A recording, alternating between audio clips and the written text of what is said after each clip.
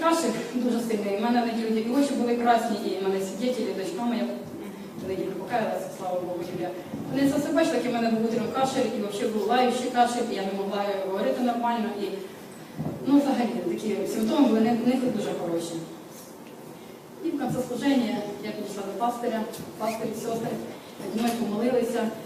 І пастир ще, так мені Бог дав знання, в мене ще за ту неділю ущемлення нерва, хоча я не говорила за ущемлення нерва, я сказала просто про кашель. Але Господь так дав, що він це замітив, пастир, благодарю, і сказав, що ущемлення нерва, і все, щоб я справилася. Я видихнула. І утром, в понеділок, я, як завжди, встаю, сіла і жду приступів, але їх нема.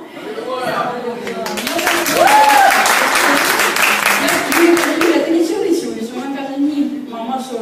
Ну ти не чуєш, як я щось питаюся, але воно не кашляється. Я тоді давай славити Бога, благодарить Бога.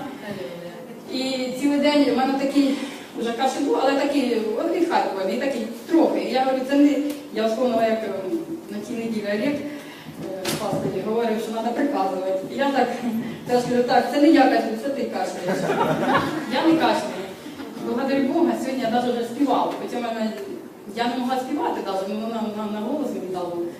Я співала.